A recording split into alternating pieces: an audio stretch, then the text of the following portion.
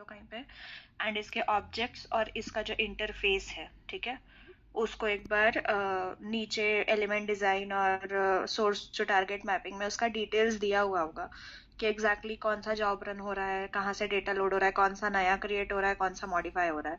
इस फ्लो को अगर तुम देखोगे तो आरआई से सी सीक्वल में, आरआई से सी सीक्वल में कुछ डेटा जा रहा है, सी सीक्वल से एक व्यू में जा रहा है, और उस व्यू के व्यू में जाने के बाद एपीआई ओनर के व्यू का शायद है, तक ये है व्यू क्या? है एपीआई ओनर के अंदर जो है अच्छा ये इसको, हाँ ठीक है। प्रीमाइज टू अकाउंट आईकॉम्स अकाउंटिंग हाँ। मैपिंग ऐसा कुछ। और फिर उसके बाद शायद वो दो जो जितने भी स्टोर्ड प्रोसीजर या फंक्शनल एपीआई होगा तो वो स्टोर्ड प्रोसीजर जो है वो कॉल करेगा उस व्यू को, डेटा फेच करेगा ऐसा। एंड देन हम लोगों को ये जो वियो डेटा ऐप इंटीग ऑडिट है वहां पे एक टेबल आ रहा है इंटीग्रेशन गूगल एपीआई करके, तो वहां पे फिर से हमको डेटा फेच करना है, वहां का डेटा आगे फ्लो हो रहा है ये कंपोजर और इसमें, तो एक बार अपने को डॉक्यूमेंट ही गो थ्रू करना पड़ेगा सबसे पहले तो, अच्छा। कि कहाँ से कहाँ किस बेसिस पे हो रहा है, मतलब डैग रन हो रहा है, ईटीएल रन हो रहा है, इन्फॉर्मेटिका है, डीबीटी है, क्या डेटा लोड करने में हेल्प कर रहा है करके, और कौन कौन सा। अब जैसे जितने ग्रीन है मतलब वो सारे हमारे इस प्रोजेक्ट में इन्वॉल्व है, तो कहाँ से वो डेटा फेच करेगा, और फिर जितने भी अब जैसे स्टोर्ड प्रोसीजर है जो येलो वाले दोनों हैं वो दोनों टेबल्स को मॉडिफाइड वर्जन है, तो तुमको उसका ईटीएल रन करना पड़ेगा, डेटा वैलिडेशन करना पड़ेगा, उसमें डुप्लीकेट नॉट नल चेक करना पड़ेगा। तो उसके अलावा जितने भी नए नए क्रिएटेड ऑब्जेक्ट्स हैं उन सब के लिए भी फिर से ईटीएल रन, डेटा वैलिडेशन, फिर जो स्टोर्ड प्रोसीजर है उसके लिए फंक्शनल चेक करना पड़ेगा कि स्टोर्ड प्रोसीजर का जो भी फंक्शनैलिटी है कि ये वाला वैल्यू डालने पे ये रिस्पॉन्स आएगा वो हमको चेक करना पड़ेगा। तो उसके बेसिस पे आपको सिनेरियोस क्रिएट करना पड़ेगा। फ्लो बनाओ सबसे पहले, जैसे resource inventory to C SQL resource INV staging अगर फ्लो है तो इस फ्लो में क्या क्या हो सकता है।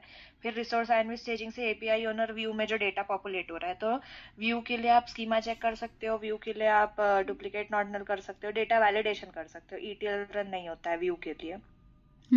फिर जो स्टोर्ड प्रोसीजर है, स्टोर्ड प्रोसीजर भी ईटीएल रन से नहीं चलेगा, उसको आपको कॉल करना पड़ेगा, उसको आपको रन करना पड़ेगा।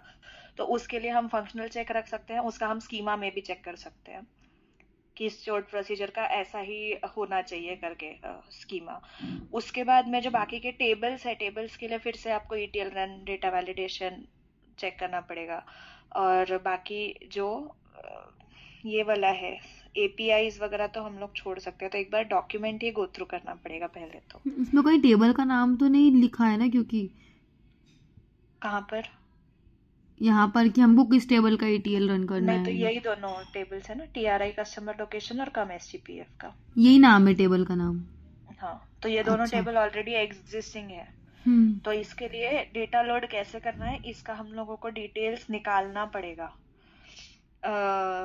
बीएयू में है ये, तो हम लोगों को इसका डिटेल्स निकालना पड़ेगा वीएमईएस टीम के थ्रू, या फिर खुद से सर्च करके कि किसी और प्रोजेक्ट में ये यूज हुआ था क्या, तो यहाँ तक डेटा कैसे लोड हुआ था, कुछ अब इनिशियो जॉब रन करके, डैग रन करके, जो भी हुआ होगा उसको हमको रिफ्रेश कराना पड़ेगा इस प्रोजेक्ट के लिए। अच्छा। तो वो पता करना पड़ेगा। तो एक तो पहले गो थ्रू करो डॉक्यूमेंट और पता लगाओ इन स्कोप और आउट स्कोप क्या है। इसमें इसमें भी तो लिखा होगा ना ऐसा कुछ? नहीं तो उसको पढ़ के तो आइडिया नहीं लगेगा। इसमें कहीं पे ऐसा नहीं लिखा होता है इनको पर? नहीं नहीं, वो तो हम देखते हैं, पढ़ के बताएंगे ये ना। एक इन्होंने बताया था, कहाँ गए वो यार?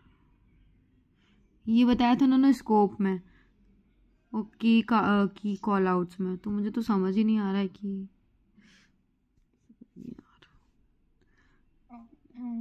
API owner via Amnesia, API owner via Spam, API call for ठीक है। ओके, नीचे करना।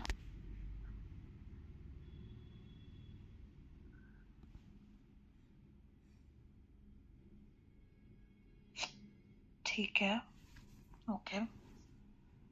तो बेसिकली ये जो चीज़ है, तो इसके बेसिस पे तुम इतना बता सकते हो कि जो आईकॉम से जीसीपी क्लाउड स्टोरेज तक का और बिग क्वेरी का जो स्कोप है वो हमारा इन स्कोप है।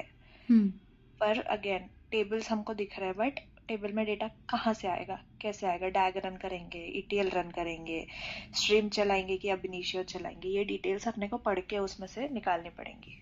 हाँ ठीक है, यही डॉक्यूमेंट है ना, इसको ही पूरा रीड करना हाँ, पड़ेगा। तुमको अभी दिख गया ना डायग्राम? हाँ डायग्राम में देखो सोर्स क्या है, आई क्या है, ओ क्या है, और वो आई और ओ का जो नंबरिंग है ना, उसकी सारी डिटेल्स उसके नीचे दी हुई है।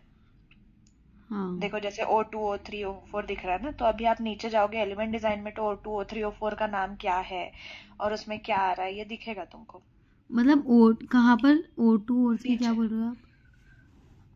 ये जो टेबल नेम्स है ना, उसके साइड में देखो, वहां पे लिखा हुआ है O1 O2 O3 आउट, यही ना? ऑब्जेक्ट 1 हाँ ऑब्जेक्ट 2। हाँ वहां पर नहीं, टेबल नेम्स देखो, टेबल्स है ना, रिसोर्स TRI कस्टमर लोकेशन और कम SCPF, उसके साइड में देखो O1 O2 लिखा है। हाँ, ये फिर लिखा है। प्रीमाइज टू आईकॉम्स अकाउंटिंग मैपिंग में O3 लिखा है। हाँ उसके आगे जो दोनों स्टोर प्रोसीजर है वो O4 O5 लिखा है। हाँ इसकी डिटेल्स आपको नीचे दी हुई है, उसको गो थ्रू करो। ठीक है। तो फिर आपको उसमें पता चलेगा कि कौन सा टेबल में क्या वैल्यू स्टोर होनी है, उसमें किस चीज से डेटा आना है, अब इनिशियो से आएगा, डीबीटी से आएगा, और फिर एक्सपेक्टेशन क्या है, उसमें क्या लोड होना चाहिए करके उसके बेसिस पे सिनेरियोज बनाना है एक बार। ठीक है, तो सिनेरियो सब आइडिया टूल्स ही बनाते हैं ना यहाँ पर भी, मतलब होलसेल में भी? सिनेरियोज आइडिएट से बनाते हैं, पर आप पहले एक मैट्रिक्स बनाओ। मैट्रिक्स बना के ये डिसाइड करो कि इस एक फ्लो अगर आप ले रहे हो कि RI का डेटा लोड हो रहा है आगे गूगल क्लाउड में, तो इसमें कौन से ऑब्जेक्ट्स इन्वॉल्व है और इसमें क्या क्या हम टेस्ट कर सकते हैं, ये डिसाइड करके उस एक फ्लो के लिए ETL रन, डेटा वैलिडेशन क्या क्या रहेगा वो बना। तो मैट्रिक्स बनाओ आप पहले। जब आपका मैट्रिक्स बन जाए तो आप उसके बेसिस पे फिर आइडिएट में डालोगे ना। तो पहले आप मैट्रिक्स बनाओ उसके लिए। तो ये जो मैंने सिनेरियो लिखी ये गलत है क्या? ये जो 3-4 सिनेरियो मैंने कुछ लिखे हैं। ठीक है, तो ये तुमने जो लिखा है, तो अब यहाँ पे क्या किया है तुमने, डेटा फ्लो कंसिडर किया, मतलब ETL बोल रहे हो। ठीक है, ETL कंसिडर किया है, डुप्लीकेट चेक कंसिडर किया है, ओके, और बस मैट्रिक्स सिखाना ये ना। नहीं, वो मैंने कुछ नहीं किया उसमें, तो ये तो आप ही का है, तो इसी को कॉपी किया है अभी तो। अच्छा नहीं, तो देखो सबसे पहले मैट्रिक्स बनाओ, आप कोई फ्लो पकड़ो, उस फ्लो में क्या इन्वॉल्व है, टेबल है तो उसमें ETL रन होगा, डेटा वैलिडेशन होगा, हाँ duplicate not null schema check होगा। अगर वो सोर्ट प्रोसीजर है तो सोर्ट प्रोसीजर में स्कीमा चेक कर सकते हो, उसका फंक्शनल चेक होगा क्योंकि फंक्शनैलिटी चेक करोगे आप सोर्ट प्रोसीजर का। व्यू है तो उसमें ETL रन नहीं होगा, लेकिन उसका data validation, duplicate not null check आप कर सकते हो। तो आप फ्लो बनाओ, यहाँ से यहाँ, यहाँ से यहाँ, फ्लो बनाओ, उस फ्लो के बेसिस पे उसमें कौन कौन से चेक्स हो सकते हैं वो नंबर लिखो उसमें। ठीक है ना, तो पहले मैट्रिक्स बनाओ। जब मैट्रिक्स बन जाएगा तो मैट्रिक्स के बेसिस पे ही आपका कंफर्म हो गया कि ये ETL रन इतने होंगे, डेटा वैलिडेशन, तभी तो आप उसको आइडिएट में डालोगे ना उस फ्लो के लिए। तो पहले मैट्रिक्स आप जनरेट करो अपना एक। ठीक है, मैं करती हूँ फिर डाउन करो उस कंप्लीट डायग्राम को 1 to 1 में, कि RI से C सीक्वल आ रहा है, जैसे आईकॉम ये से लिखा हुआ है, जैसे इसकी डिटेल्स लिखी है ना ये। हाँ, तो पहले आप ब्रेक डाउन करो ऑब्जेक्ट लेवल पे कि एक ऑब्जेक्ट से दूसरे ऑब्जेक्ट में कैसे जा रहा है। उसमें ETL रन है, हाँ है, डेटा वैलिडेट कर सकते हो आप उस नए ऑब्जेक्ट का, हाँ, उसमें स्कीमा चेक कर सकते हो, हाँ, तो उस बेसिस पे उसको ऐड करते जाओ। बाद में भले ही आप 2-3 फ्लो कंबाइन करके एक फ्लो बना दो, पर अभी ब्रेक डाउन करो 1 to 1 वाले ऑब्जेक्ट्स का एक फ्लो बना के देखो। ठीक है, मैं समझ पाए क्या? हाँ हाँ, मैं करके देखती हूँ कुछ है ना? फिर। ओके ओके, बताना मुझे। हम्म ठीक है, थैंक यू। ठीक है, थैंक यू।